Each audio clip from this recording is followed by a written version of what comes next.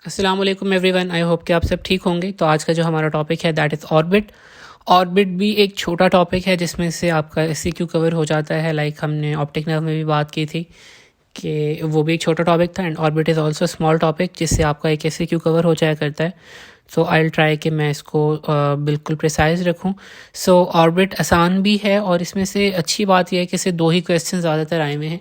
एक orbital cellulitis का topic बहुत ज़्यादा रिपीट हुआ है पास्ट पेपर्स के अंदर, और एक जो थायराइड आई डिजीज़ है वो बहुत ज़्यादा इंपॉर्टेंट है। बाकी मैं कोशिश करूँगा कि आपको एक दफ़ा ओवरव्यू दे दूँ ताकि आपको आसानी रहे। तो हम स्टार्ट करते हैं। ऑर्बिट सबसे पहले एक पिरामिडल शेप्ड बोनी कैविटी है जिसका एक एपिक्स है और एक हमारे पास बेस है।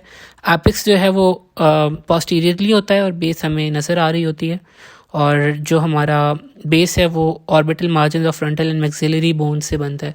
आपकी स्क्रीन के ऊपर मैंने पिक्चर लगाई हुई है बेसिकली ताकि आपको आइडिया हो कि एनाटमी कैसे है इसकी। सो हमारे पास जो एवरेज वॉल्यूम है ऑर्बिट का वो 30 ml है, और जो ईच ऑर्बिट है that is form by 7 bones, frontal maxilla, zygomatic sphenoid, palatine, ethmoid and lacrimal bone.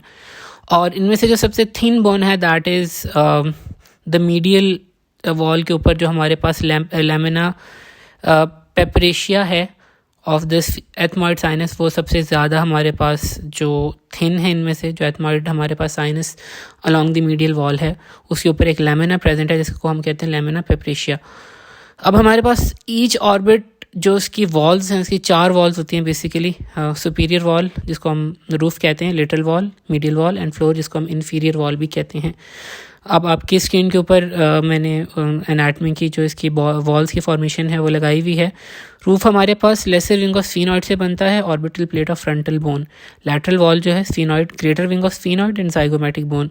Floor zygomatic, maxillary and palatine bones. Zygomatic को हम चीक बोन भी कहते हैं। और मीडियल जो हमारी वॉल है that is form by maxillary, lacrimal, ethmoid and sphenoid. तो जैसे हमने बात की थी अभी लैमिना पेपरेशिया की, मीडियल वॉल के ऊपर प्रेजेंट होता है। ऑर्बिटल बेस, अब ये कैसे बनता है? जैसे हमने अभी बात की थी, orbital margin form by the frontal and maxillary bones, ठीक है, और ये थिक होता है। एपिक्स, अब ये जो ऑर्बिटल एपिक्स होता है ये पोस्टीरियरली फेस कर रहा होता है, और ये वो पॉइंट है जहाँ पर जो हमारी 4 ऑर्बिटल वॉल्स हैं वो मर्ज कर रही होती हैं। हमारे पास जो ऑर्बिटल अपर्चर्स हैं वो 3 हैं बेसिकली। ऑप्टिक कैनाल, ये हमारे पास 5 to 10 मिलीमीटर लॉन्ग है। ऑप्टिक कैनाल ये हमारे पास लेसर विंग ऑफ स्फीनॉइड में प्रेजेंट होती है। और 3 बेसिक स्ट्रक्चर्स हैं, optic nerve, ophthalmic artery and sympathetic nerves. दूसरा हमारे पास है सुप्रा या सुपीरियर ऑर्बिटल फिशर, और ये हमारे पास greater and lesser wing of sphenoid के अंदर प्रेजेंट होता है। इसके अंदर 3rd, 4th, 5th, 6th cranial nerves होती हैं, यानी oculomotor, trochlear, trigeminal and abducens. Sympathetic nerve fibres होते हैं, ऑर्बिटल वीन्स होती हैं, और recurrent branch of ophthalmic artery होती है जो कि सुपीरियर ऑर्बिटल फिशर से पास करती हैं। इन्फीरियर ऑर्बिटल फिशर ये हमारे पास लोअर पार्ट होता है, और इसके अंदर से हमारे पास 5th क्रेनियल नर्व की मैक्सिलरी डिवीजन यानी maxillary division of trigeminal nerve, zygomatic nerve और इन्फीरियर ऑप्थेल्मिक वेन पास कर रही होती है। सो ये हमारे पास बेसिकली इसके अपर्चर्स आ गए। अगर हम कंटेंट की बात करें, डेफिनेटली ऑर्बिट के अंदर हमारे पास ऑर्गन ऑफ विजन है, eye ball, optic nerve present है, ये तो आप सबको पता ही होगा। ऑर्बिट के अंदर आई बॉल भी है और ऑप्टिक नर्व। इसके अलावा जो इसकी एक्सेसरीज़ हैं उसके अंदर हमारे पास एक्स्ट्राकुलर मसल्स आ जाते हैं, lacrimal gland and lacrimal sac आ जाती है मीडियल साइड के ऊपर। ऑब्वियसली ब्लड वेसल्स भी होंगी, नर्व्स भी होंगी, एंड फैशिया एंड फैट जो कि इसको सपोर्ट कर रहा है। सर्जिकल स्पेसिस की अगर हम बात करें, सो ये लाइक इसके अंदर से कोई एमसीक्यू शायद आ जाए, तो हमारे पास 4 सर्जिकल स्पेसिस हैं आपके पास। 19.2 जो डायग्राम है उसे आप देख सकते हैं। सबसे पहले हमारे पास सेंट्रल स्पेस है, ब्लू कलर के अंदर आपको नज़र आ रही होगी, और आपको नज़र आ रहा है कि दोनों तरफ जो है it is enclose by extra ocular muscles, ठीक है। इसको हम मस्कुलर कोन भी कहते हैं और रेट्रो बल्बर स्पेस भी कहते हैं। इसकी ख़ास बात यह है कि यहाँ पर जो रेट्रो बल्बर इंजेक्शन होता है एनेस्थीसिया वगैरह वो यहाँ पर दिया जाता है।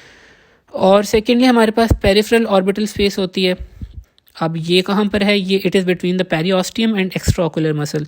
येलो कलर की जो आपको या ऑरेंज कलर की जो स्पेस नज़र आ रही है between the periosteum and the extraocular muscles. Peribulbar जो एनेस्थीसिया वो इस स्पेस के अंदर गिवन होता है और यहाँ पर दिया जाता है, एंड ये इसकी इंपॉर्टेंस है। सब पेरियोस्टियल स्पेस अब ये जो है ये पोटेंशियल स्पेस है that is between the periosteum and the bone, bone की कवरिंग और बोन के दरमियान में ग्रीन कलर से रिप्रेजेंट की गई है। और इसकी जो स्पेशल बात यह है कि ऑर्बिटल सेलुलाइटिस में पस यहाँ पर एक्यूमुलेट करती है। और इसी साथ सब टीनन स्पेस है। अब जैसे कि नाम पता लग रहा है, इट इज़ बीनीथ टीनन्स कैप्सूल, और ये पिंक जो कलर से आपको यहाँ पर रिप्रेजेंट की हुई है बिल्कुल ये जो सर्कुलर फॉर्म के अंदर। कैटरेक्ट सर्जरी के अंदर एनेस्थीसिया यहाँ पर दिया जाता है। Orbital septum, it is the connective tissue sheet that forms the anatomic boundary between the orbit and the lid. Orbit और लिड को सेपरेट कर रहा होता है orbital septum, and it is a connective tissue sheet. Function क्या होगा orbit का? Definitely एक मैकेनिकल प्रोटेक्शन प्रोवाइड कर रहा है। हमारा जो प्रीशियस ऑर्गन ऑफ विजन है, आई बॉल है, और जितने भी इसके एसेसरीज हैं जो कि हमने अभी कॉन्टेंट्स के अंदर जिसका जिक्र किया। पहला हमारा टॉपिक है proptosis. Proptosis is a journal term, और इसको हम कहते हैं कि forward displacement of eye ball beyond the orbital margin. जो हमारे ऑर्बिटल मार्जिन हैं उससे अगर फॉरवर्डली डिप्लेस कर जाए आई बॉल तो इसको हम प्रोप्टोसिस कहते हैं। यहाँ पर एक टर्म यहाँ पर यूज़ की गई है एक्सोप्थेल्मस। इसको हम कहते हैं कि ये है forward displacement of eye ball ही, लेकिन it is specifically related with the thyroid disease. जब भी हम थायराइड डिजीज़ की बात कर रहे होते हैं तो फॉरवर्ड डिस्प्लेसमेंट को हम एक्सोप्थेल्मस कहते हैं। सो ये इसकी डेफिनेशन होगी। अब यहाँ पर नीचे इटियोलॉजिकल क्लासिफिकेशन दी गई है। हाँ, कॉजेज़ पूछ लिया करते हैं एमसीक्यू के अंदर, तो आप इसको याद कर लें। आपने अगर चैप्टर पढ़ लिया होगा तो फिर आप बेहतर तरीके से लिखने के काबिल होंगे, क्योंकि ये तमाम डिजीज़ हमने किसी हद तक पढ़नी ही हैं। सबसे पहले हमारे पास जो कॉज है दैट इज़ इन्फेक्टिव, दूसरी इन्फ्लेमेटरी, तीसरी सिस्टिक, चौथी ट्यूमर्स। अब इन्फेक्टिव के अंदर क्या हो सकता है? ऑर्बिटल सेलुलाइटिस ये हो सकता है। इसी तरह हमने भी आगे पढ़ना है पैनऑप्थेल्माइटिस, कैवर्नस साइनस थ्रोम्बोसिस। पैनऑप्थेल्माइटिस यहाँ पर नहीं दिया गया, अलबत्ता जो प्रीसेप्टल सेलुलाइटिस है और ऑर्बिटल सेलुलाइटिस है ये भी हम पढ़ेंगे। इन्फ्लेमेटरी के अंदर हमने थायराइड आई डिजीज़ पढ़नी है, भी हमने इडियोपैथिक ऑर्बिटल इन्फ्लेमेटरी डिजीज़ पढ़नी है, कैवर्नस साइनस थ्रोम्बोसिस है। इन्फ्लेमेटरी के अंदर आप 3 ये याद रख सकते हैं। सिस्टिक लीजन्स के अंदर हमारे पास इंसेफेलोसील है, साइनस म्यूकोसील है, और पैरासिटिक सिस्ट या हाइडेटेड सिस्ट इसके अंदर सिस्टिक लीजन्स के अंदर है। ये हमारे चैप्टर के अंदर नहीं है बहरहाल, लेकिन ट्यूमर्स के अंदर हमारे पास जो है कंजेनिटल डेवलपमेंट के ट्यूमर्स हो सकते हैं, डर्मोइड सिस्ट, टेराटोमा हो सकता है, वेस्कुलर ट्यूमर्स हो सकते हैं, हेमेंजियोमा वगैरह, मीजनकाइमल ट्यूमर्स हो सकते हैं लाइक रैप्डोमायोसार्कोमा, ये हम डिस्कस भी करेंगे। न्यूरल ट्यूमर्स हो सकते हैं, ऑप्टिक नर्व ग्लायोमा, मेनिंजियोमा। इसके साथ साथ लिम्फोमा वगैरह हो सकता है, ट्यूमर्स हो सकते हैं लैक्रिमल ग्लैंड के, एडिनोमा हो सकता है, कार्सिनोमा हो सकता है, आई बॉल की ट्यूमर्स हो सकते हैं लाइक रेटिनोब्लास्टोमा वगैरह, साइनस ट्यूमर्स हो सकते हैं, मैक्सिलरी कार्सिनोमा हो सकता है, एथमॉइडल कार्सिनोमा हो सकता है, मेटास्टैटिक ट्यूमर्स हो सकते हैं, न्यूरोब्लास्टोमा एंड ल्यूकीमिया। सो अब इसको आपको याद रखने का सबसे आसान तरीका यही है कि आप ये जो चैप्टर की आउटलाइन है वो याद कर लें। इन्फेक्टिव के अंदर हमने अभी ऑर्बिटल सेलुलाइटिस और प्रीसेप्टल सेलुलाइटिस पढ़ना है, कैवर्नस साइनस थ्रोम्बोसिस पढ़ना है। इन्फ्लेमेटरी में आप थायराइड आई डिजीज़ याद रख लें, इडियोपैथिक ऑर्बिटल इन्फ्लेमेटरी डिजीज़ याद रख लें, कैवर्नस साइनस थ्रोम्बोसिस याद रख लें। सिस्टिक लीजन्स के अंदर आप ये तीनों याद रख लें, इंसेफेलोसील, साइनस म्यूकोसील, पैरासिटिक सिस्ट। ट्यूमर्स के अंदर हमने जो चीज़ें पढ़नी है अभी हमने डर्मोइड सिस्ट वगैरह पढ़नी है, और इसके बाद हमने मीजनकाइमल के अंदर रैप्डोमायोसार्कोमा पढ़ना है। और आप कुछ इसके स्ट्रक्चर याद कर लेना, लाइक ऑर्बिट के आसपास लैक्रिमल ग्लैंड होता है, इसका ट्यूमर हो सकता है, इसके साथ साथ आई बॉल का ट्यूमर हो सकता है, साइनसिस का ट्यूमर हो सकता है, और ये आपका कवर हो जाएगा इंशाल्लाह। ये हमारा एमसीक्यू कवर हो गया। अगला है कॉजेज ऑफ चाइल्डहुड प्रोप्टोसिस। ये भी यूनिवर्सिटी क्वेश्चन आ जाया करता है कभी कभार। अब कंजेनिटल डेवलपमेंटल जो हमने बात की थी, हमारे पास डर्मोइड सिस्ट थी, ऑर्बिटल टेराटोमा एक ये कॉज होती है। बाकी आप ये जो हमने पहले कॉजेज पढ़ी है ना उसमें से हम देख सकते हैं। इन्फेक्टिव के अंदर जो चाइल्डहुड के अंदर हो सकता है that is orbital cellulitis. Inflammatory के अंदर हमारे पास थायराइड आई डिजीज़ हो सकती है।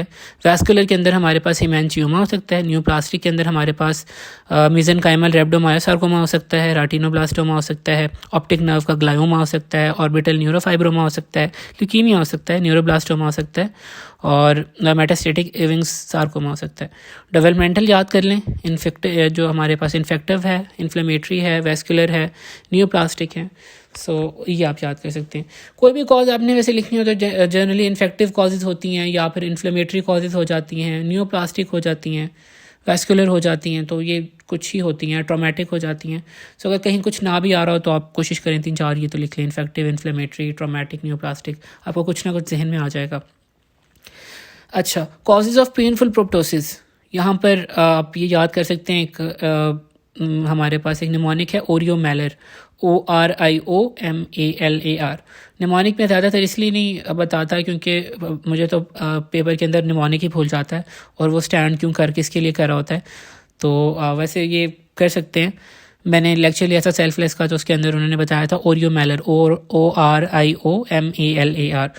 O stands for orbital cellulitis, ये आप यहाँ पर कर सकते हैं, और R stands for rhabdomyosarcoma, I stands for idiopathic inflammatory orbital disease, O stands for orbital myositis. यहाँ पर M स्टैंड कर सकता है मेटास्टैटिक कार्सिनोमा के लिए, A स्टैंड्स फॉर एक्यूट डेक्रोएडिनाइटिस के लिए, और L स्टैंड करता है ल्यूकीमिया के लिए, A स्टैंड करता है एक्यूट थायराइड एप्थेल्मोपैथी के लिए, और R स्टैंड करता है रप्चर्ड डर्मोइड सिस्ट के अंदर। तो ये ज़्यादातर कंडीशन हमने पढ़नी है। हमने ऑर्बिटल सेलुलाइटिस भी पढ़ना है, रेब्डोमायोसार्कोमा भी पढ़ना है, इडियोपैथिक इन्फ्लेमेटरी ऑर्बिटल डिजीज़ भी पढ़नी है, हमने डर्मोइड सिस्ट भी पढ़नी है, थायराइड एप्थेल्मोपैथी भी पढ़नी है। तो ये आपको ये कुछ ना कुछ याद रह जाए तो आपका SEQ कवर हो जाएगा। आगे हमारे पास डायग्नोसिस है प्रोप्टोसिस का, ऐसा सवाल तो नहीं आया हुआ, लेकिन ये मैं आपको जनरली एक दफ़ा ओवरव्यू दे देता हूँ ताकि आपको आइडिया हो जाए कि इसके अंदर क्या क्या चीज़ें जो हैं हमने वो देखनी है। डायग्नोसिस अब हम कैसे करते हैं, जनरल सी बात है कि हमारे पास एक क्लिनिकल एवेल्यूएशन आ जाती है और इन्वेस्टिगेशंस आ जाती हैं। क्लिनिकल के अंदर हम क्या देख सकते हैं, हिस्ट्री देख सकते हैं, ऑक्यूलर एग्जामिनेशन होती है, सिस्टेमिक एग्जामिनेशन हो सकती है। इन्वेस्टिगेशन में क्या होता है, लैब इन्वेस्टिगेशन हम करवा सकते हैं, हम इमेजिंग टेक्निक्स दे सकते हैं। हिस्ट्री में हम क्या पूछ सकते हैं, age of onset, for example कुछ ट्यूमर्स जो हैं वो चाइल्डहुड के अंदर ज़्यादातर होते हैं, लाइक RB हो गया, रेब्डोमायोसार्कोमा, डर्मोइड सिस्ट वगैरह, haemangioma, optic nerve glioma, orbital cellulitis, metastasis, ये वो तमाम जो कि हमने भी चाइल्डहुड प्रोप्टोसिस की कॉजेज में पढ़े हैं। मोड ऑफ ऑनसेट होता है, कुछ एक्यूट होते हैं, कुछ क्रॉनिक होते हैं। ये हमारे जितने भी लीजन्स हैं ये क्रॉनिक होती हैं, एक्यूट में ऑर्बिटल सेलुलाइटिस वगैरह आ जाता है। पेनफुल या पेनलेस हैं, पेनफुल ज़्यादातर हमने भी कॉजेज पढ़े प्रोप्टोसिस के। Painless for example infection, inflammation, carcinoma के अंदर पेनफुल प्रोप्टोसिस होता है, और कोई हिस्ट्री तो नहीं सिस्टेमिक लाइक थायराइड डिसफंक्शन की। इसी तरह ऑक्यूलर एग्जामिनेशन हम देख सकते हैं कि कोई सूडो प्रोप्टोसिस तो नहीं, ये चीज़ आप याद रख सकते हैं कि अगर सूडो प्रोप्टोसिस के कॉजेज आ जाएँ तो आपने इसके अंदर 3 कॉजेज लिखनी है, हाई एक्सियल मायोपिया, बुप्थेल्मस, और इसके साथ साथ retraction of upper eyelid. Buphthalmos I guess enlargement कहते हैं आई बॉल की चिल्ड्रन के अंदर। Position of eyeball, it is very important. Axial displacement है, नॉन एक्सियल डिस्प्लेसमेंट है।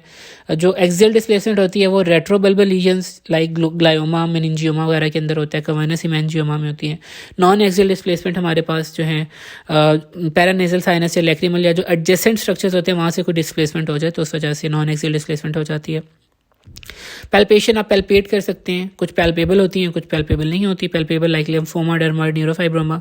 पल्सेटिंग कुछ होती हैं लाइक AV जो फिस्टुलास होते हैं वो पल्सेटिंग होते हैं।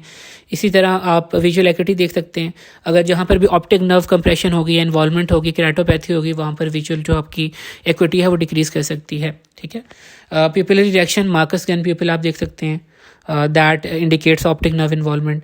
इसी तरह ऑक्यूलर मोटिलिटी देख लें, कुछ के अंदर इन्वॉल्व होती है, कुछ के अंदर नहीं होती, जहाँ पर भी मायो जो रिस्ट्रिक्शन होती है, मायोपैथी होती है। इसी तरह पेरी ऑर्बिटल चेंज देख लें, लाइक ऑर्बिटल सेलुलाइटिस वगैरह के केसेस के अंदर होती है। Fundus examination. इसी तरह यहाँ पर एक इंपॉर्टेंट पॉइंट जो लिखी हुई है जो कि मेरा ख्याल है समझना ज़रूरी है, मेजरमेंट ऑफ प्रोप्टोसिस। प्रोप्टोसिस को मेजर कैसे करते हैं, एक्सोप्थेल्मोमेट्री को कहते हैं हम इस प्रोसीजर को, जिससे हम इसका जो मेजरमेंट करते हैं प्रोप्टोसिस के। ये मेजर करता है कि आपका जो प्रोट्रूजन कितनी हद तक हुई हुई है from the apex of cornea from the orbital margin, यानी ऑर्बिटल मार्जिन से लेके एपेक्स ऑफ कॉर्निया की जो ये लेंथ होती है या कितनी प्रोट्रूजन हुई है, इसको हम मेजरमेंट करते हैं और इसको हम कहते हैं एक्सोप्थेल्मोमेट्री।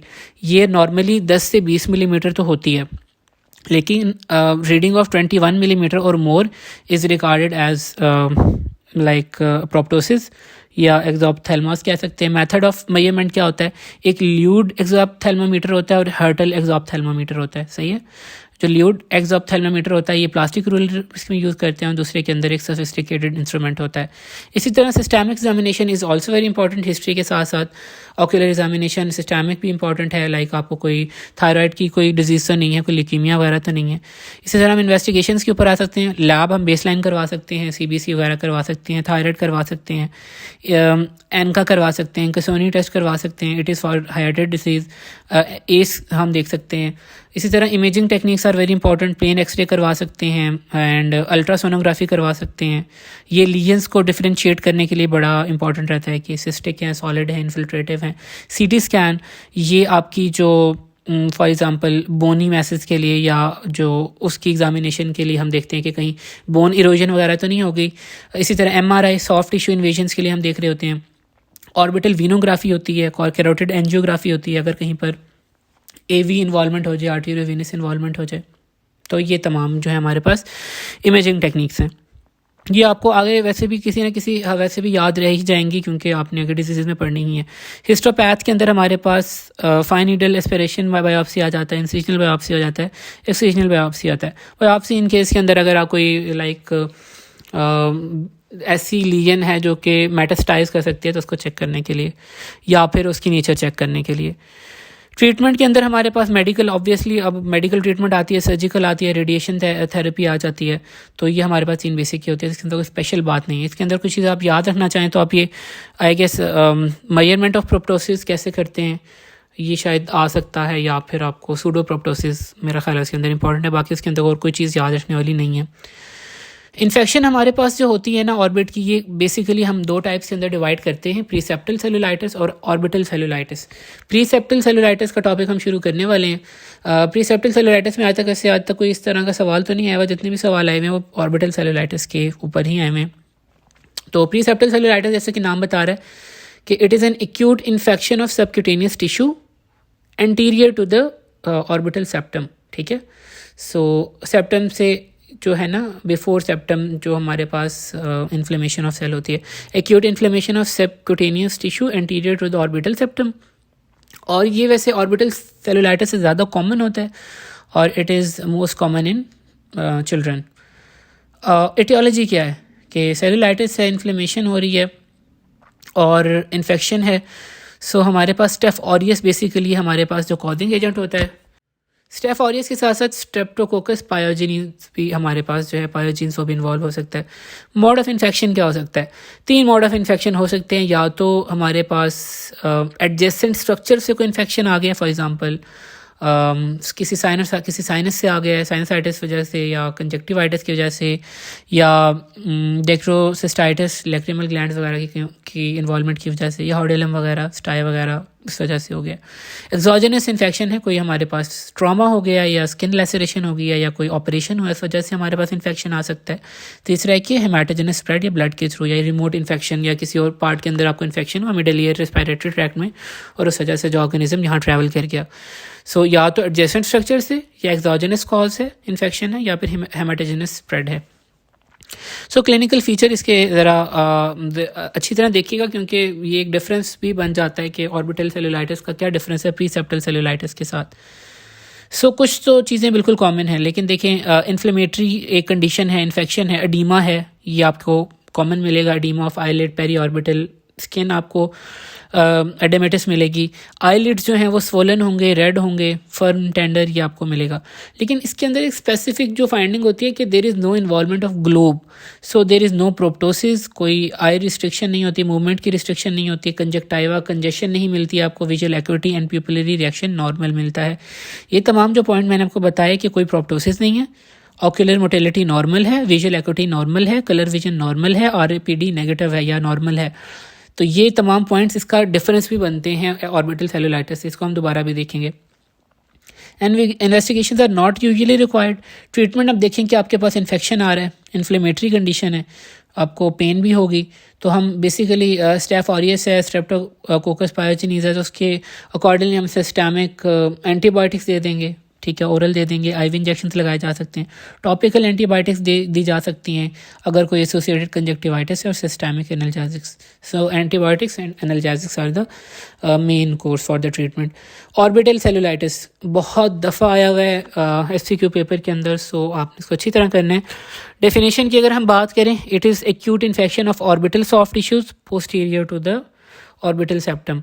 प्रीसेप्टल के अंदर एंटीरियर की बात की थी हम, ऑर्बिटल सेलुलाइटिस में it is an acute infection of orbital soft tissues posterior to the orbital septum.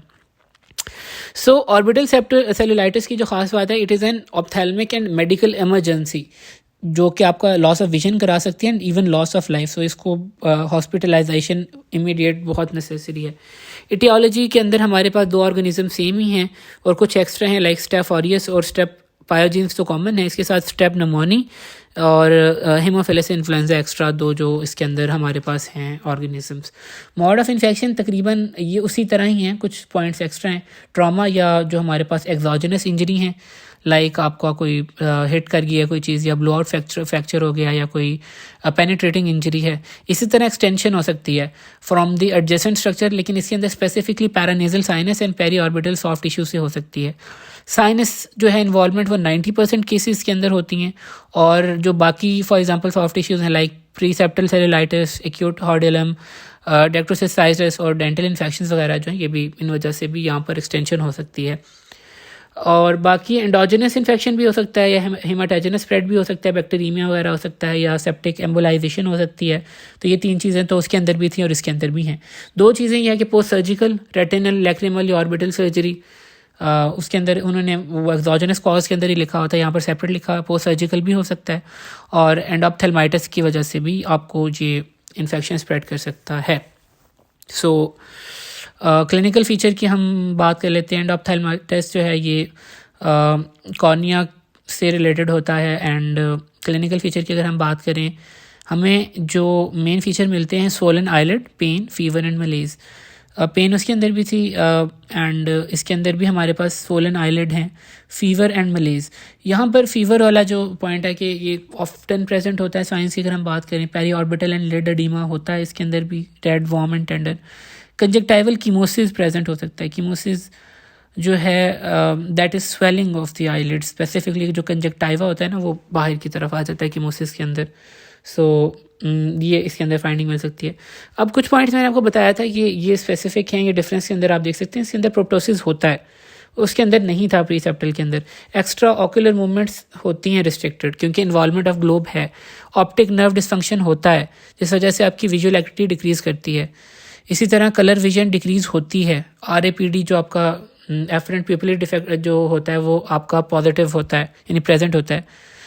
और इसके साथ साथ आपके पास ये बेसिक चीज़ें होती हैं, यानी प्रोप्टोसिस भी है हमारे पास, ऑक्यूलर मोटिलिटी भी हमारे पास रिस्ट्रिक्ट करती है, विजुअल एक्टिविटी भी डिक्रीज होती है, कलर विजन भी डिक्रीज है, और RAPD जो प्यूपिलरी हमारे पास डिफेक्ट है दैट इज़ ऑल्सो प्रेजेंट। सो ये एक बात है।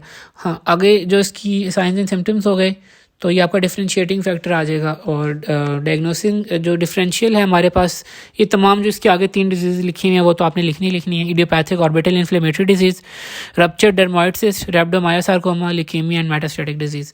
इन्वेस्टिगेशन क्या कराएंगे, ये ऐसे क्यों आया हुआ है, आप इसको मार्क कर लें। CBC ESR आप करवाना है आपने। बैक्टीरियल इन्फेक्शन है तो आप कंजक्टाइवल, नेजल स्वैब्स और ब्लड सैंपल ज़रूर लेंगे कल्चर और सेंसिटिविटी के लिए। और ऑर्बिटल अल्ट्रासोनोग्राफी करवाएंगे और प्लेन एक्सरे PNS करवाएंगे। PNS मींस कि पैरानेजल साइनस का जो एक्सरे, क्योंकि हमने बात की थी कि इसका जो एक मोड ऑफ इन्फेक्शन है, it is extension of infection from paranasal sinus. तो हम पैरानेजल साइनस का भी एक्सरे करवा लेते हैं। CT MRI हमने कराना है ताकि हमें इन्वॉल्वमेंट का आइडिया हो जाए। CBC ESR, culture and sensitivity blood की भी, और कंजक्टाइवल और नेजल स्वैब भी लेंगे। Orbital ultrasonography, plain X ray PNS, CT scan and MRI। Treatment ये भी SEQ आया हुआ है। SEQ जैसे कि हमने बात की थी कि मेडिकल इमरजेंसी है तो हॉस्पिटल एडमिशन इज़ मैंडेटरी, और इन्फेक्शन है सिस्टमिक एंटीबायोटिक्स हम लगाएंगे। पेन भी हो रही है, एनाल्जेसिक्स भी लगाएंगे। इन्फ्लेमेशन है, एंटी इन्फ्लेमेटरी ड्रग्स भी देंगे। और साथ हम अब सिस्टेमिक एंटीबायोटिक्स दे रहे हैं तो हम टॉपिकल एंटीबायोटिक्स भी दे सकते हैं। सर्जिकल ट्रीटमेंट हम क्या होती है इसकी, इसके अंदर हमने शायद पहले ही बात की थी, सब पेरियोस्टियल एब्सेस बन जाती है या ऑर्बिटल एब्सेस बन जाती है, उसको हमने, ये इसकी कॉम्प्लिकेशन भी है, उसको हमने अगर सर्जरी करनी हो तो हम उसकी ड्रेनेज करते हैं उसके अंदर। कॉम्प्लिकेशन SCQ आया हुआ है, मार्क कर लें। ऑक्यूलर कॉम्प्लिकेशन क्या हो सकती हैं, 3 किस्म की कॉम्प्लिकेशन है, एक तो ऑक्यूलर है, ऑर्बिटल है और इंट्राक्रेनियल कॉम्प्लिकेशन है। ऑक्यूलर के अंदर क्या हो सकता है, एक्सपोजर केराटोपैथी होती है। अब एक्चुअली ये होता है कि जब भी आपको प्रोप्टोसिस होता है ना, तो एक तरह से आप देखें कि आपकी जो आई जो बॉल है वो बाहर की तरफ ज़्यादा निकल गया है, ठीक है। सो टीयर फिल्म की इवन डिस्ट्रीब्यूशन नहीं हो पाती, सो केराटोपैथी हो जाती है। इसी तरह ऑप्टिक न्यूरोपैथी हो सकती है, जब भी आपके पास एक चीज़ स्वेल कर रही है या आपके पास आई बॉल प्रोट्यूड कर रहा है तो जो ऑप्टिक नर्व है उसकी इन्वॉल्वमेंट भी हो सकती है या कंप्रेशन हो सकती है। रेज्ड IOP है, इंट्रा ऑक्यूलर प्रेशर बढ़ सकता है, ऑक्यूलर ऑक्लूजन हो सकती है, सेंट्रल रेटिनल आर्टरी और वेन की ब्लाइंडनेस हो सकती है। अब ये तमाम चीज़ें उसके रिलेटेड ही हैं कि आपके पास IOP बढ़ा है या आपके पास जो स्ट्रक्चर्स हैं वो कंप्रेस हो रही हैं। सेकंड है ऑर्बिटल कॉम्प्लिकेशंस हैं, सब पेरियोस्टियल एब्सेस हो सकता है, ये सबसे मीडियल वॉल के अलॉन्ग हो सकता है, कॉमन है। ऑर्बिटल एब्सेस हो सकती है, क्रेनियल नलपासी हो सकती है। इंट्राक्रेनियल हमारे पास क्या हो सकता है, मेनिंजाइटिस हो सकता है, ब्रेन एब्सेस बन सकती है, कैवर्नस साइनस थ्रोम्बोसिस हो सकता है और इवन डेथ हो सकती है। इसकी कॉम्प्लिकेशन है ocular, orbital and intracranial. Difference क्या होता है बेसिकली, जो प्रीसेप्टल और ऑर्बिटल सेलुलर हमने कवर कर ली है। प्रोप्टोसिस ऑर्बिटल के अंदर होता है, ऑक्यूलर मोटेलिटी इसके अंदर रिस्ट्रिक्टेड होती है, विजुअल एक्विटी डिक्रीज होती है, कलर विजन डिक्रीज होती है, RAPD प्रेजेंट होता है। बाकी जो है इसके ऑपोजिट आप दूसरे के अंदर लिख सकते हैं। अगली हमारी डिजीज़ है that is idiopathic orbital inflammatory disease. आपको पता लग रहा है इडियोपैथिक हमें वजह नहीं पता, ऑर्बिटल ऑर्बिट की है, इन्फ्लेमेटरी इन्फ्लेमेशन हो रही है, सही है। So it is a non specific non infective space occupying orbital infiltration with inflammatory features. अब यहाँ पर कोई बैक्टीरिया इन्वॉल्व नहीं है, कोई इन्फेक्शन ही नहीं है, सिर्फ इन्फ्लेमेशन है। तो अब यहाँ से आप अंदाज़ा लगा सकते हैं कि आपने जब भी अगर ट्रीटमेंट देना है तो क्या देख सकते हैं, इन्फ्लेमेशन को आपने रोकना है। क्लिनिकल फीचर्स की अगर हम बात करें, सो ये बच्चों के अंदर जो है वो बायलैटरल होता है और बड़ों के अंदर यूनिलैटरल होता है। एक्यूट या सब एक्यूट ऑनसेट ऑफ पेन है, प्री ऑक्यूलर रेडनेस हो सकती है, पेरी ऑक्यूलर रेडनेस हो सकती है, लिड स्वेलिंग हो सकती है, फीवर प्रेजेंट होता है, कीमोसिस हो सकता है, लिड एडीमा हो सकता है, प्रोप्टोसिस हो सकता है, मायोपैथी हो सकती है, ऑप्टिक नर्व डिसफंक्शन है। अब इसके क्लिनिकल साइन जो हैं वो मिलते जुलते हैं उसके साथ जो ऑर्बिटल सेलुलाइटिस के, लेकिन इसके अंदर ये है कि it is not infective. Investigation के अंदर आप वही बेसलाइन कराएंगे, CBC ESR करवा सकते हैं, ऑर्बिटल इमेजिंग करा सकते हैं, B scan, ultrasonography, CT scan वगैरह आप करवा सकते हैं। बायोप्सी करवा सकते हैं कि आपको अगर शक हो कि कोई बैक्टीरियल इन्फेक्शन है या कोई और वजह बन रही है या कोई ट्यूमर वगैरह तो नहीं है।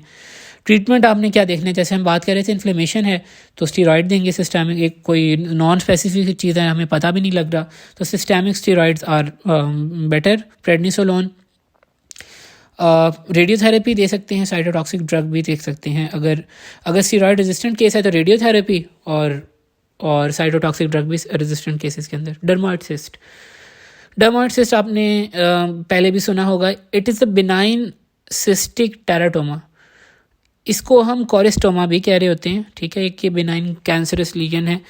कोरिस्टोमा हम ऐसे बिनाइन ट्यूमर को कहते हैं जो नॉर्मल टिश्यू होता है लेकिन एबनॉर्मल लोकेशन के अंदर प्रेजेंट होता है। अब डर्मोइड्स इसमें क्या होता है कि ये जो हमारी एम्ब्रियोनिक एपिडर्मिस होती है वहाँ से अराइज करता है और ये सब क्यूटेनियस लोकेशन के अंदर पहुँच जाता है, यानी जहाँ इसकी जगह है वहाँ पर प्रेजेंट नहीं है, हमारी सब क्यूटेनियस जो लोकेशन है वहाँ पर ये मूव कर जाता है। MCQ यहाँ पर आ जाया करता है कि most common orbital tumour of childhood कौन सा है, तो दैट इज़ डर्मोइड सिस्ट। अब डर्मोइड सिस्ट के अंदर होता क्या है, डर्मोइड, ठीक है ना, डर्मिस से रिलेटेड है। Its wall is lined by keratinised stratified squamous epithelium with dermal appendages, ठीक है। डर्मल अपेंडेजेस के अंदर क्या क्या शामिल होता है, स्वेट ग्लैंड्स होते हैं, सेबेशियस ग्लैंड्स होते हैं और हेयर फॉलिकल। तो ल्यूमन के अंदर आपको हेयर भी मिल सकते हैं, सीबम भी मिल सकती है, ऑयल वगैरह केराटिन वगैरह मिलेगा। इसकी 2 टाइप्स होती हैं, सुपरफिशियल डर्मोइड होती है और डीप डर्मोइड होती है। Superficial anterior to the orbital septum and deep जो है वो posterior to the orbital septum. जो सुपरफिशियल है ये आपको नज़र आ रही होती है और ये बेसिकली इन्फेंसी के अंदर होती है, और जो मोस्ट कॉमन लोकेशन होती है सुप्रा टेम्पोरल रीजन हो गया, सुप्रोनेजर ऑर्बिटल मार्जिन्स हो गए, यहाँ पर प्रेजेंट होता है। फर्म सी होती है, राउंड होती है एंड फ्रीली मूवेबल होती है अंडर द स्किन, ठीक। सो ये इसका जो है, और it is not associated with globe displacement, कोई प्रोप्टोसिस वगैरह नहीं होता, और ये आहिस्ता आहिस्ता इनलार्ज कर रही होती है। और डिस्प्लेसमेंट हमने बात की कि इसमें डिस्प्लेसमेंट नहीं होती, कोई इस तरह का बोनी डिफेक्ट भी नहीं होता, और लेकिन ये पैल्पेबल होती है।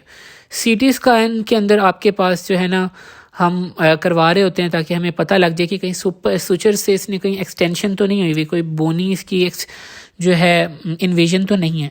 ट्रीटमेंट क्या है, डेफिनेटली एक सुपरफिशियल सी चीज़ है, तो इसको हम नज़र भी आ रही होती है, जैसे आपको पिक्चर के अंदर नज़र आ रहा होगा 19.8 में सर्जिकल एक्सरसाइज कर देते हैं। Deep dermoid, it is posterior to the orbital septum. ये इन्फेंसी में नहीं होती, ये एडोलेसेंस या अडल्ट लाइफ में ज़्यादा होती है, और ये डिस्प्लेसमेंट ऑफ ग्लोब कॉज करती है, प्रोप्टोसिस कॉज करती है। It is associated with bony defect, it is often not palpable, ये डिफरेंस है। बोनी डिफेक्ट इसमें होता है, इसको हम पैल्पेट नहीं कर सकते, इसकी वजह क्या है, क्योंकि ये पोस्टीरियर टू ऑर्बिटल सेप्टम है। और सीटी स्कैन के अंदर हमें एक लीजन नज़र आती है, और उसके अंदर हमें पता लग रहा होता है कि ये एक्सपेंशन हो रही है। कॉम्प्लिकेशन की अगर हम बात करें तो ये जो डर्मॉइड, जो डीप डर्मॉइड हमारे पास है, ये इनलार्ज होती रहती है, और इट कैन रप्चर, और इसके जो कंटेंट्स हैं वो सराउंडिंग टिश्यू के अंदर लीक आउट कर देते हैं, और एक ग्रैनुलोमेटस सॉर्ट ऑफ इन्फ्लेमेशन हो जाती है। ट्रीटमेंट इसकी भी डीप सर्जिकल एक्सिजन है। दूसरी एक और टर्म होती है एपिडर्मॉइड। अब epidermoid, it is not dermoid. Epidermoid में क्या होगा, it is lined by epidermis only, यानी इसके अंदर डर्मल अपेंडेजेस नहीं है। एपिडर्मस है तो उसके अंदर यूजुअली कैरेटिन होता है, बट डर्मल अपेंडेजेस नहीं होती। इसकी भी ट्रीटमेंट जो होती है दैट इज़ सर्जिकल एक्सिजन। सो रैप्डोमायोसार्कोमा, बहुत दफ़ा सुना होगा आपने, हमारी जो पैथोलॉजी में भी ये टर्म है। It is a mesenchymal sort of tumour, और ये हमारा कॉमन होता है। इसको प्राइमरी ऑर्बिटल मैलिग्नेंसी कहते हैं, जो कि चिल्ड्रन के अंदर होती है, और ये हमारी फर्स्ट डिकेड के अंदर हो रहा होता है, और एवरेज जो इसका ऑनसेट है दैट इज़ 7 years। और ये अराइज कहाँ से होता है, अनडिफ्रेंशिएटेड प्लोरीपोटेंट जो मीजेनकाइमल सेल्स होते हैं, और वहाँ से अराइज करते हैं, and they have the potential to differentiate into striated muscles. So ये जो मीजेनकाइमल नेचर के हैं, और ये स्ट्राइएटेड मसल के अंदर डिफ्रेंशिएट कर सकते हैं। हमारे पास बेसिकली हिस्टोलॉजिकली 3 टाइप्स होती हैं। एम्ब्रॉयनल, ये सबसे ज़्यादा कॉमन है, एल्वियोलर टाइप है, और प्लियोमॉर्फिक सार्कोमा। क्लिनिकल फीचर्स की अगर हम बात करें तो इसका एक्यूट या सब एक्यूट ऑनसेट होता है, और यूनिलैटरल प्रोप्टोसिस कॉज करता है, ऑर्बिटल इन्फ्लेमेशन, ठीक है। और काफ़ी ज़्यादा इसकी जो प्रेजेंटेशन होती है ऑर्बिटल सेलुलाइटिस से मिलती जुलती होती है, और ज़्यादातर सुप्रोनेजल क्वाड्रेंट को इन्वॉल्व करता है, और स्वेलिंग और रेडनेस ऑफ ओवरलाइंग स्किन होती है, पेन लेस कॉमन होती है इसके अंदर। इन्वेस्टिगेशन के अंदर आपको एक तो ऑर्बिटल इमेजिंग करवानी पड़ती है, बी स्कैन, अल्ट्रासोनोग्राफी। उसके अंदर ये एक irregular but well defined mass के तौर पे अपीयर होता है। सीटी MRI करवाते हैं, बायोप्सी को हम कंफर्म करने के लिए करवाते हैं कि ये किस नेचर का है। अब ट्रीटमेंट क्या होगी, सर्जिकल एक्सिजन है, और कंबाइंड रेडियोथेरेपी एंड कीमोथेरेपी है, क्योंकि एक ट्यूमर है, और एडवांस स्टेज के अंदर हम ये कर रहे होते हैं, surgical excision, combined radiotherapy and chemotherapy. ये रैप्डोमायोसार्कोमा वैसे इंपॉर्टेंट है, लेकिन इसमें से आज तक कोई क्वेश्चन नहीं आया हुआ। इसी तरह डर्माइटिस में से भी कोई क्वेश्चन नहीं आया हुआ था। इडियोपैथिक ऑर्बिटल इन्फ्लेमेटरी डिजीज़ में से भी नहीं आया हुआ था। MCQ पॉइंट ऑफ व्यू से आप ज़रूर पढ़ सकते हैं। अगला हमारे पास टॉपिक है that is optic nerve glioma. ये भी MCQ हवाले से इंपॉर्टेंट है अगर आप देखना चाहें। So it is a slow glowing tumour. आपको पता लग रहा है ग्लायोमा है ऑप्टिक नर्व का। ये हमारा राइज करते हैं फ्रॉम द एस्ट्रोसाइट्स, जो ग्लायल सेल्स होते हैं ना, स्टार शेप, जो कि रोल प्ले करते हैं इन द साइनेप्स फॉर्मेशन, उनका एक ट्यूमर है, slow growing tumour rising from the astrocytes. ज़्यादातर चिल्ड्रन के अंदर होता है, और it is associated with neurofibromatosis type 1। तो ये अगर कहीं सिनेरियो आएगा तो इसके अंदर ग्रेजुअल लॉस ऑफ विजन होगी, और न्यूरोफाइब्रोमाटोसिस की ज़रूर वो जिक्र करेगा। सो क्लिनिकल फीचर के अंदर एक तो slowly progressive gradual visual loss है, that is painless gradual unilateral axis proptosis होता है इसके अंदर। और एग्जामिनेशन के अंदर आपको विजुअल एक्टिविटी डिक्रीज मिलेगी, और रिलेटिव एफरेंट प्यूपिलरी जो डिफेक्ट है वो आपको मिलेगा। इसके साथ साथ फंडस एग्जामिनेशन के अंदर डिस्वेलिंग होगी, ऑप्टिक एट्रॉफी मिलेगी, और ये इंट्राक्रेनियली स्प्रेड कर सकता है ऑप्टिक कियाज्मा और हाइपोथैलेमस में, क्योंकि अब ऑप्टिक नर्व का कोर्स अगर हम देखें तो ऑप्टिक कियाज्मा एंड हाइपोथैलेमस तक होता है। इन्वेस्टिगेशन के अंदर हमारे पास सीटी स्कैन है, एमआरआई है, अल्ट्रासोनोग्राफी है। तो क्योंकि हम इसी तरह ही देख सकते हैं क्योंकि ऑप्टिक नर्व है। सीटी स्कैन के अंदर हमें फ्यूजिफॉर्म एनलार्जमेंट मिल सकती है ऑप्टिक नर्व की। एमआरआई में हमें करवाने की कोई ट्यूमर वगैरह तो नहीं है। इंट्राक्रेनियल एक्सटेंशन कितनी हो गई है, अल्ट्रासोनोग्राफी भी हम करवाएंगे। ट्रीटमेंट के अंदर आप देख लें कि आपके पास सर्जिकली या तो आप एक्साइज कर देंगे जब ट्यूमर बड़ा हो और प्रोप्टोसिस सिग्निफिकेंट हो और विजुअल एक्यूटी डिक्रीज़ कर दें, ठीक है। कीमोथेरेपी हम तब इंडिकेट करते हैं जब कियाज्मा तक एक्सटेंशन हो जाए, और रेडियोथेरेपी तब करते हैं जब ट्यूमर को रिसेक्ट ना किया जा सके। लेकिन इस तमाम के अंदर सर्जिकली और कीमोथेरेपी, रेडियोथेरेपी हम कैसे दे सकते हैं जब तक हम उसे ऑब्जर्व करेंगे। Observation is considered when the tumour is confined to tumour, ठीक है। और अगर गुड विजन है तो तब नहीं किया जाता, लेकिन जब ज़्यादा स्प्रेड कर दे फिर हम जो सर्जिकल इंटरवेंशन है वो कर रहे होते हैं। Meningioma Meningioma is a benign tumor arising from the meningothelial cells of areconoid villi। जो meningeal cells हैं, meningothelial cells of areconoid villi, वहाँ से ये आ रहा होता है। Common in middle age women, और ये दो टाइप के होते हैं, प्राइमरी और सेकेंडरी। और जो meningiomas हैं ये they are less common than the optic nerve glioma. और इसके अंदर सिनेरियो आता है वो इस तरह का, अगर एमसीक्यू में पूछे तो मिडिल एज की कोई वुमेन होगी और उसके अंदर ऑप्टिक नर्व की कैल्सिफिकेशन हुई होगी और ट्रैक अपीयरेंस होगी। तो ये आपने याद रखना है कि इसको आपने ऑप्टिक नर्व ग्लायोमा नहीं लगाना है, बल्कि अगर वो ऑप्टिक नर्व की कैल्सिफिकेशन और ट्रैक अपीयरेंस बता रहा है तो it will be a meningioma. ये हम आगे देख भी लेते हैं। क्लिनिकल फीचर के अंदर हमारे पास gradual painless loss of vision है, डिक्रीज विजुअल एक्विटी है, रिस्ट्रिक्टिव मोटिलिटी है, प्रोप्टोसिस भी है यूनिलैटरल, और फंडस एग्जामिनेशन डिस्वेलिंग भी है। ये ऑलमोस्ट सेम ही है ऑप्टिक नर्व जो हमने भी उसका ग्लायोमा पढ़ा था। सो इन्वेस्टिगेशन के अंदर हमें जो सीटी स्कैन है उसके अंदर thickening and calcification of optic nerve with tracking enhancement of the sheath, ये इसका एक ना डायग्नोस्टिक या जो सिग्निफिकेंट पॉइंट है वो आप ये देख सकते हैं, डिफ्रेंशिएट करता है। जो एमआरआई में ट्यूबुलर इंलार्जमेंट होती है, अल्ट्रासोनोग्राफी भी आप यूज़ कर सकते हैं। ट्रीटमेंट की एक तो ऑब्जर्वेशन आप देखेंगे कि कहाँ तक है विजुअल एक्विटी, ठीक है नहीं है। अगर वो ज़्यादा ख़राब हो रहा काम फिर आप सर्जिकली एक्सरसाइज कर देंगे। Cavernous sinus thrombosis blood clot की फॉर्मेशन हो जाए अगर कवर्नस साइनस के अंदर, तो हम इसको CST कहते हैं, cavernous sinus thrombosis. And it is very rare but life threatening condition. और अगर कहीं पर भी हमारे पास एक्सटेंशन हो जाए इन्फेक्शन की from adjacent structures like nose, sinuses, ear या टीथ, तो इस वजह से ये हो जाया करता है। जो हमारे पास मोस्ट कॉमन ऑर्गेनिज्म है that is staph aureus and Streptococcus, और मोर्टेलिटी रेट इसका ज़्यादा होता है। अगर ट्रीट ना किया जाए तो फिर तो बहुत ही ज़्यादा हो जाता है। जो हमारे पास इसका क्लिनिकल फीचर्स होते हैं उसके अंदर हेडेक होती है, malaise, vomiting, unilateral periorbital oedema and unilateral proptosis, ptosis and conjunctival chemosis. Conjunctival chemosis में ये होता है कि कंजक्टाइवा की स्वेलिंग हो जाती है और ऐसे लगता है कि कंजक्टाइवा बाई की तरफ आ गया। 19.12 इमेजिंग जो हुई हुई है, 19.12 बायलैटरल कवर्नस साइनस थ्रोम्बोसिस, इसकी इमेज के अंदर आपको कीमोसिस नज़र आ रहा होगा। पैरालिसिस हो जाता है एक्स्ट्रा ऑकुलर मसल का, ठीक है। 6 नर्व पैलिसिस कॉमन, और कॉर्नियल रिफ्लेक्स जो है वो भी अफेक्ट होता है due to involvement of 5th cranial nerve. और ये एक और पॉइंट होता है कि आपकी जो mastoid process over the temporal bone होता है वहाँ पर आपको एडीमा फील होता है, और ये एक स्पेसिफिक इसका डायग्नोस्टिक पॉइंट है कवर्नस साइनस थ्रोम्बोसिस का, कि आपको एडीमा फील होगा over mastoid process of temporal bone. ये हमने किसी और चीज़ के अंदर नहीं पढ़ा, ओके। विजुअल एक्विटीज़ में भी डिक्रीज हो जाती है। फंडस एग्जामिनेशन में पैपिलिडेमा अगर आपको नजर आएगा, रेटिनल वेन्स आपको इंगॉज मिलेंगी। डायग्नोसिस हम कैसे करेंगे, CBC-SR करेंगे, ब्लड कल्चर वगैरह करेंगे, क्योंकि एक ये बैक्टीरियल इन्फिल्ट्रेशन है। इमेजिंग के अंदर वही आप CT स्कैन करवा सकते हैं, MRI करवा सकते हैं, क्योंकि ये वेनस इन्वॉल्वमेंट है, साइनस इन्वॉल्वमेंट है, तो आप सेरेब्रल एंजियोग्राफी भी करवाएंगे। ट्रीटमेंट के अंदर आप देखें बैक्टीरियल इन्फेक्शन है तो ब्रॉड स्पेक्ट्रम एंटीबायोटिक देंगे, पेन की वजह से हम एनाल्जेसिक दे सकते हैं, एंटी इन्फ्लेमेटरी ड्रग्स दे सकते हैं, और अब एंटी कोगुलेंट दे सकते हैं, लेकिन इसका रोल कंट्रोवर्शियल ही है, और अगर ज़्यादा काम ख़राब हो जाए तो फिर सर्जिकल ड्रेनेज कर सकते हैं। So broad spectrum antibiotics, analgesics, anticoagulants and surgical drainage. अब सबसे most important topic of the topic chapter, thyroid eye disease, TED या ग्रेव्स ऑप्थेल्मोपैथी। ये सबसे इंपॉर्टेंट है, इसका हर चीज़ ही तकरीबन आई हुई है।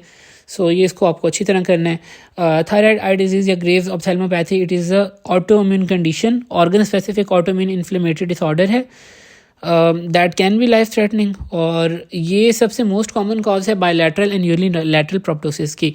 इसकी जो टिपिकल एसोसिएशन है या तो हाइपरथायराइड, जैसे आपको पता लग रहा है thyroid eye disease, hyperthyroid, hypothyroid and euthyroid. Euthyroid का मतलब नॉर्मल थायराइड। हाइपर के अंदर 90% केसेस के अंदर ये आ जाया करता है, जो हमारे पास थायराइड आई डिजीज़ का प्रॉब्लम। सो हमारे पास जो 85% टू 90% पेशेंट्स होते हैं, उनकी जो ब्लड के अंदर TSH रिसेप्टर एंटीबॉडीज़ होती हैं, तो और वुमेन ज़्यादा प्रोन होती हैं, 8:1 होती हैं, और इसका जो इंसिडेंस होता है 3rd to 4th डिकेड के अंदर होता है। तो इसका सिनेरियो फिर ऐसे ही आएगा कि वुमेन ही होगी मोस्ट लाइकली, और उसको हाइपरथायराइड, हाइपोथायराइड या थायराइड का कहीं ना कहीं जिक्र तो आएगा। रिस्क फैक्टर्स क्या हैं? स्मोकिंग ज़्यादा एक मेजर फैक्टर है। वुमेन जो फीमेल सेक्स है 4 to 6 टाइम ज़्यादा होती है, मतलब इसमें कॉमन होता है 8:1 जैसे हमने बात की। Middle age 3rd 4th decade हमने बात की। और कुछ एंटीजन्स हैं HLA-DR3 and HLA-B8। HLA stand for human leukocyte antigen. ये जो एंटीजन है ना, ये जो टारगेट एंटीजन होते हैं, क्योंकि ये जो एंटीजन होते हैं they are shared between orbital tissues and thyroid gland, उन दोनों के अंदर कॉमन होते हैं। तो फिर जब वो रिसेप्टर एंटीबॉडीज़ बनती है ना, TSH रिसेप्टर एंटीबॉडीज़, वो थायराइड को भी इफेक्ट कर रहे होते हैं, और ये फिर आइज़ के अंदर भी प्रेजेंट होते हैं, तो दोनों जगह डैमेज हो रहा होता है। पैथोजेनेसिस वही अनक्लियर बात है, and it is due to the reason के the target antigen is shared between the orbital tissues, extraocular muscles, adipose tissues and thyroid gland, इस वजह से डैमेज हो रहा होता है। तो अब पैथोजेनेसिस के अंदर हमारे पास दो जो वजहों से हमारे पास सिम्टम्स आ रहे होते हैं। एक तो हमारे पास एक्स्ट्रा ऑकुलर जो मसल्स होते हैं, एक्स्ट्राओकुलर मसल्स, उनकी इन्फ्लेमेशन हो जाती है, और एक ये है कि जो हमारे ऑर्बिटल टिश्यूज़ हैं उनमें इन्फ्लेमेटरी सेलुलर इन्फिल्ट्रेट है, वो दाखिल हो जाता है, जिस वजह से हमें सिम्टम्स आ रहे होते हैं। तो हमारे पास होता है क्या है कि एक्स्ट्राओकुलर मसल्स की इन्फ्लेमेशन कैसे होती है? IgG जो एंटीबॉडीज़ होती हैं, वो जो हमने HLA-DR3, HLA-B8 जो हमारे पास एंटीजन थे, जो कि प्रेजेंट थे हमारे पास फाइब्रोब्लास्ट, एडिपोसाइड लीनिएज के जो सेल्स हैं उनके ऊपर ऑर्बिट के अंदर, वहाँ पर वो जाएंगे, इन्फ्लेमेटरी कैस्केड को स्टिमुलेट करेंगे। एज अ रिजल्ट क्या होगा? फाइब्रोब्लास्ट प्रोलिफरेट करेंगे, एडिपोजेनेसिस होगी, और गैग्स की सिंथेसिस होगी, और एज अ रिज़ल्ट क्या होगा कि जो हमारे एक्स्ट्रा ऑकुलर मसल्स हैं वो बड़े हो जाएंगे, एडीमा हो जाएगा, और उनके अंदर इन्फिल्ट्रेशन हो जाएगी। और जो एक्स्ट्रा ऑकुलर मसल्स होते हैं 4 to 8 टाइम्स हमारे पास इनलार्ज कर जाते हैं। इन्फीरियर मीडियल रेक्टस ज़्यादातर इफेक्ट होते हैं, और ये जो बल्क इंक्रीज़ करता है मसल्स का, उस वजह से प्रोप्टोसिस भी हो जाता है, एडीमा भी हो जाता है, और अल्टीमेटली फाइब्रस जो है वो डेपोजिशन भी हो जाती है, जिस वजह से हमारे पास रिस्ट्रिक्टिव मायोपैथी हो जाती है, डिप्लॉपिया हो जाता है, और एप्टिक न्यूरोपैथी हो जाती है। अब ये होता है कि इन्फ्लेमेटरी सेलुलर इन्फिल्ट्रेशन भी हो जाती है ऑर्बिटल टिश्यूज़ में। अब क्या होता है कि जो सॉफ्ट टिश्यूज़ हैं, फॉर एग्जांपल जो आपके आई के अंदर प्रेजेंट है, ऑर्बिटल फैट है, लैक्रिमल ग्लैंड्स वगैरह, वहाँ पर भी गैग्स होते हैं, ग्लाइकोज अमाइनोग्लाइकेंस, वो डिपॉजिट हो जाते हैं और रिटेंशन हो जाती है वाटर की, जिससे आपका क्या होता है कि एक तो एडीमा भी हो जाता है, और इंट्रा ऑर्बिटल प्रेशर रेज कर जाता है, और सॉफ्ट टिश्यूज़ के जो साइन है वो आपको आ रहे होते हैं। तो ये बेसिक, एक तो एक्स्ट्रा ऑकुलर मसल्स आपके पास सेल कर गए इन्फ्लेमेशन की वजह से, एंड आपके पास जो ऑर्बिटल टिश्यूज़ हैं वो भी अफेक्ट हो रहे होते हैं। Clinical features are very important. Systemic features हैं, ऑकुलर सिम्टम्स हैं, और ऑकुलर साइंस हैं, ये हम देख लेते हैं। सिस्टमिक सिम्टम्स क्या है? फॉर एग्जांपल अगर हाइपोथायराइड का केस है तो वेट लॉस होगा, sweating, heat intolerance, tachycardia. Hypo का होगा तो वेट गेन हो जाएगा, और जो ब्रेडिकार्डिया वगैरह इस तरह के साइन होंगे, कॉन्स्टिपेशन वगैरह के साइन होंगे। ऑकुलर सिम्टम्स क्या होंगे? ऑकुलर सिम्टम्स के अंदर हमारे पास लैक्रिमेशन होगी, फोटोफोबिया, रेट्रोबल्बर डिस्कम्फर्ट फील होगा, प्रोप्टोसिस, रेड आई, पेन, ये भी एक कॉमन सिम्टम्स हैं। ऑकुलर साइंस का ऐसे क्यों बहुत दफ़ा आया है, वो पूछ लेते हैं कि कोई से भी ऑकुलर 4 साइंस बता दें, उनके नेम बता दें, तो ये हमने बहुत अच्छी तरह करने हैं। सो ऑकुलर साइंस हमारे कहाँ आ रहे होते हैं? एक तो आईलिड के अंदर होते हैं, सॉफ्ट टिश्यूज़ के अंदर आ रहे होते हैं, एंड इसके अलावा हमारे पास प्रोप्टोसिस हो सकता है, ऑप्टिक नर्व के अंदर न्यूरोपैथी हो सकती है, या फिर रिस्ट्रिक्टिव मायोपैथी हो सकती है। ऑक्यूलर साइंस कहाँ होंगे?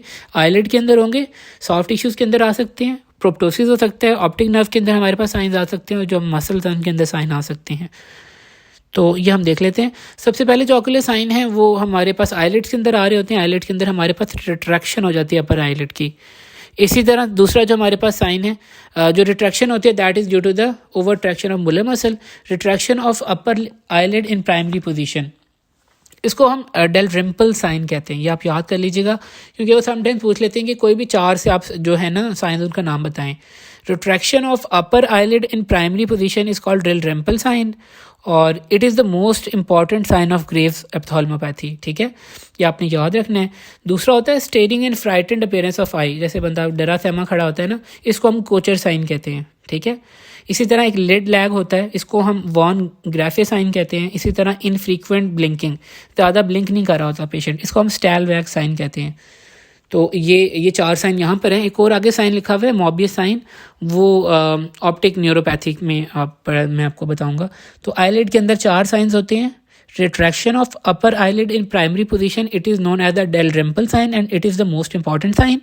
दूसरा है staring and frightened appearance of eye, इसको हम कहते हैं कोचर साइन। तीसरा था वॉन ग्राफे साइन, इसको हम लिड लैग कहते हैं।